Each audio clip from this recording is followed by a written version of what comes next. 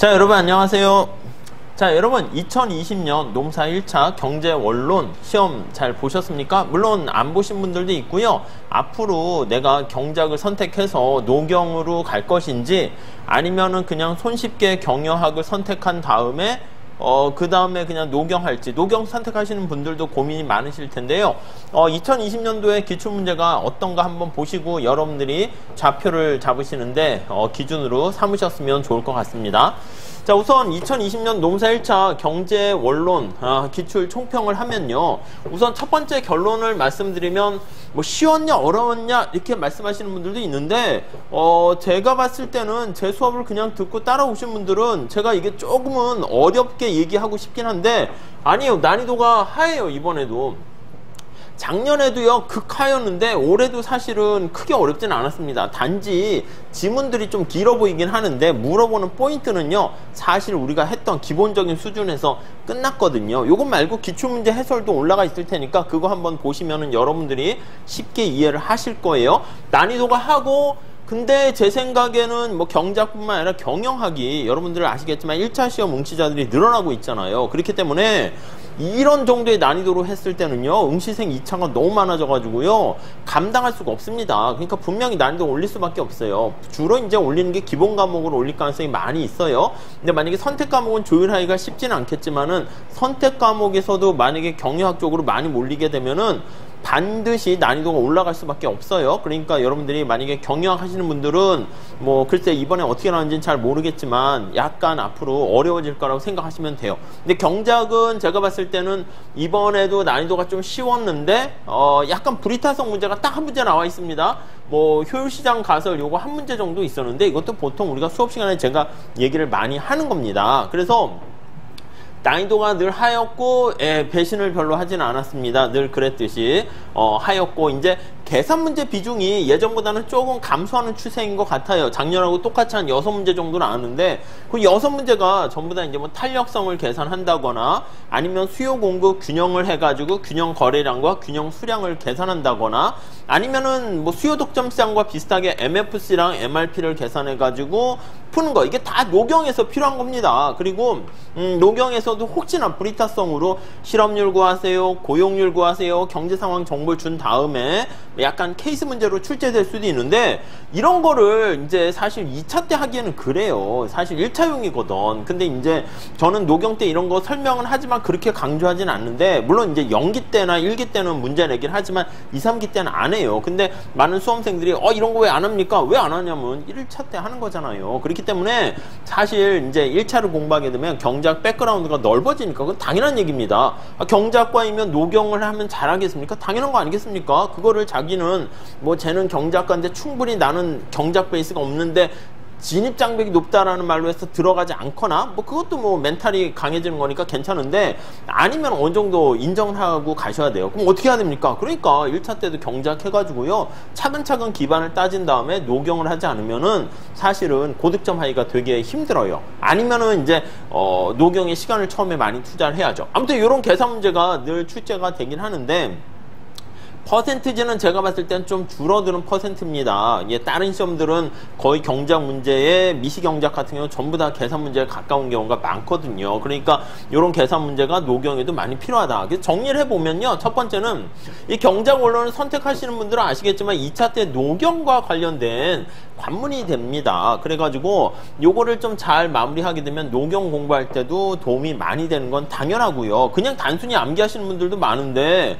지금 우리가 그냥 나 이렇게 뭐 노경도 좀 공부하고 그래프 무찰보고서 그릴 줄 알아, 이 레벨 갖고는 합격할 수 없다니까. 제대로 하셔야 된다. 근데 대부분 제대로 하시는 분들이 많진 않아요. 그러니까 이게 1차 때도 요걸 선택하셔가지고 너무 쫄지 마시고 그냥 차근차근 하시면 잘 하실 수 있습니다. 그래서 이번에도 보면은 사실 노경과 관련해서, 노동시장 관련해서 뭐 수요 공급이라든가 탄력성 구하는 거 우리한테 필요하거든요. 그런 걸 집어넣고 대체효과, 소득효과 하면은 10문제 정도가 이제 노경과 관련된 거예요. 그러다 보니까 25문제에서 10문제니까 거의 절반 정도 이상 되는 거죠.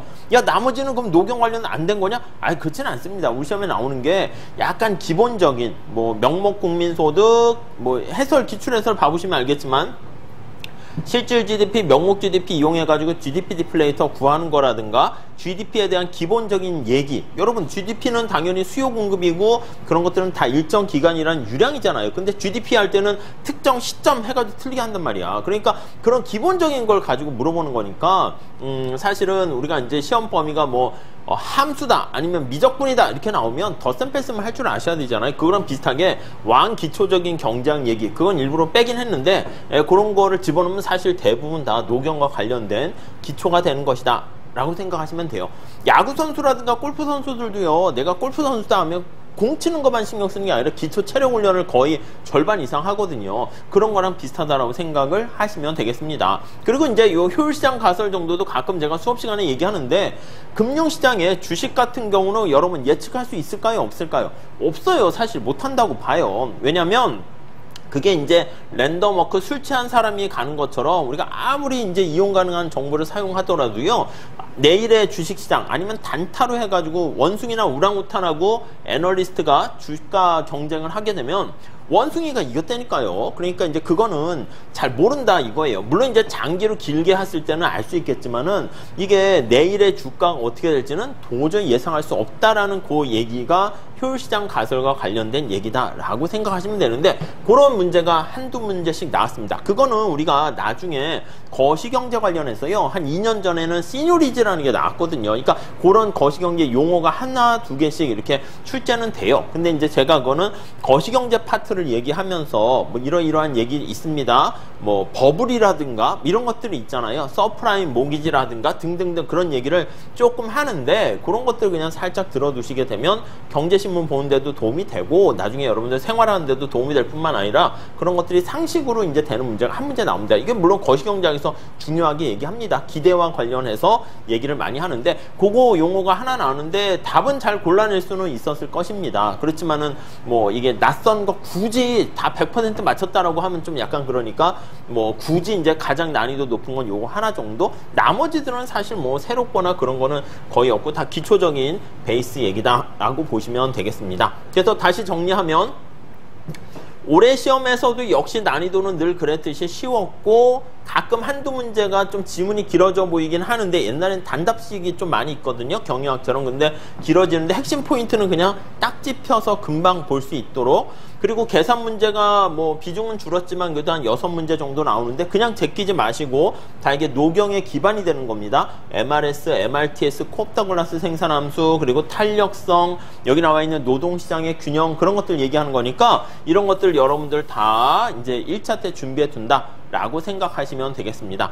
알겠어, 그럼 쉽다고 그랬는데, 야 그러면 너만 믿고 따라가면 될 것 같아? 예, 제 입으로 얘기하긴 그렇지만 2021년도에 대비책을 말씀드리게 되면요, 첫 번째는 제가 원래는 경제학 개론서 입문서가 되는 다른 교수님하고 쓴 와이드 경제학이라는 책 가지고 수업을 하긴 했거든요. 근데 아예 그냥 노무사 전용 기본서를 따로 출간을 할 거예요. 그래서 우리가 7월에 이제 응시생들이 좀 더 많이 늘어난 데다가 1차가 만만치 않게 됐습니다. 그래서 원래는 학원가에서도 한 1월쯤, 그러니까 내년 시험은 내년 1월쯤 기본 강의 해가지고 서서히 이제 객관식도 임박해가지고 막 풀고 했는데, 제가 봤을 땐 조금 장기전으로 이제 2차 준비를 해야 되는 건 맞는데 1차 좀 일찍 시작하셔가지고요, 기본 강의는 제 생각에는 여름에 한 번 정도 들어두는 게 좋을 것 같습니다.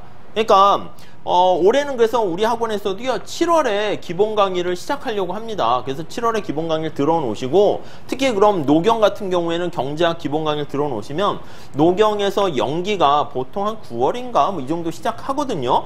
근데 제가 노경을 수업하다 보면 기초경제학이 수요 공급을 모르고 오는 분들이 너무 많아요. 그래서 제가 연기 때는 그냥 아예 막 그냥 기초경제부터 수업을 하다가 보니까 책을 절반밖에 못 나가게 됐는데, 올해는 그냥 아예 에렌버 교수님 책 가지고 하지 않을까 해요. 그냥 아예 제 책으로 그냥 수업하고요, 중간중간에 기초경제는 유인물로 나눠드리고 에렌버그 책에 나와 있는 괜찮은 것들은 제가 따로 문제를 풀어드리거나 따로 유인물로 나중에 2기나 뭐 이럴 때 다시 한번 설명을 할 거예요. 그래서 연기가 이제 9월에 시작하는데, 이때도 기초경작은 다시 조금은 설명할 거예요. 비중은 줄일 건데. 근데 이제 차라리 이제 줄이는 대신에 안 되면은 요걸로 준비 좀 조금 하세요. 이렇게 할까 해요. 그래서 여기 7월에 우리가 전용 기본서가 나오고, 여기는요, 그냥 노무사 수준에 맞춰서 타픽도 노무사 최근 기출문제 수준에 맞춰가지고, 포인트를 정리할 겁니다. 그리고 중간중간에 많은 문제를 넣지 못하고 객관식도 개정할 겁니다. 근데 객관식 책이 따로 있으니까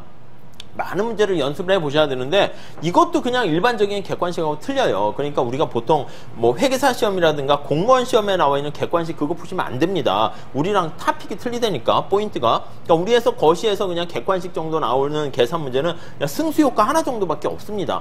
저도 겁이 나가지고 이번에는 사실 객관식 강의하면서 ISNM까지도 많이 하고 그랬는데, 역시 뭐 그냥 뭐 그렇게까지는 하지는 않았습니다. 근데 알아두면 그래프 보는 연습하는 데는 도움이 되긴 할 겁니다.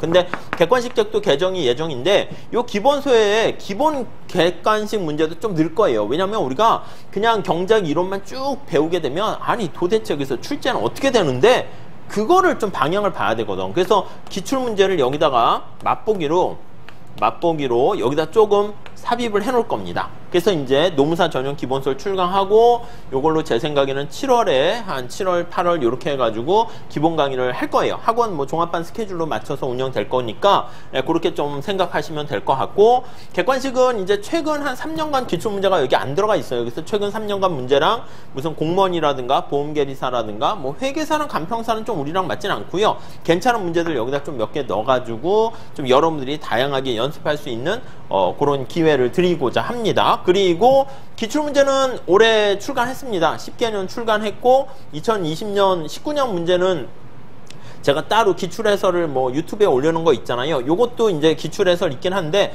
나중에 요것도 기출문제 관련해서 한 10개년 정도 좀 빠르게 쭉 리뷰할 수 있도록 책 서점에 나와 있거든요. 한번 봐보세요. 제가 봤을 때 왼쪽에 문제 있고 오른쪽에 해설이 있는데 괜찮게 나왔습니다. 그래서 요거 이제 하게 되면은 제가 봤을 때 너무 과한 거 아니냐 할 수 있는데, 아니 책을 한꺼번에 합할까 하다가 이렇게 따로 분리를 했으니까 다 분량은 두껍지는 않습니다. 제가 쓴 노경 같은 거는 책이 되게 두껍잖아요. 그거는 일부러 연기 때부터 그냥 1기, 2기, 3기 계속 그거 가져가려고 두껍게 하긴 한 건데, 요거는 좀 쪼개서 우리가 하는 거니까 여러분들이 요거 좀 한번 서점에서 한번 보시면서 요거 쭉 강의 듣고 따라오시게 되면은 어느덧 경작에 대한 기초가 되면서 다음 시험도 잘 준비할 수 있지 않을까 합니다. 아셨죠? 요렇게 해가지고 2020년 총평은 마무리하고요.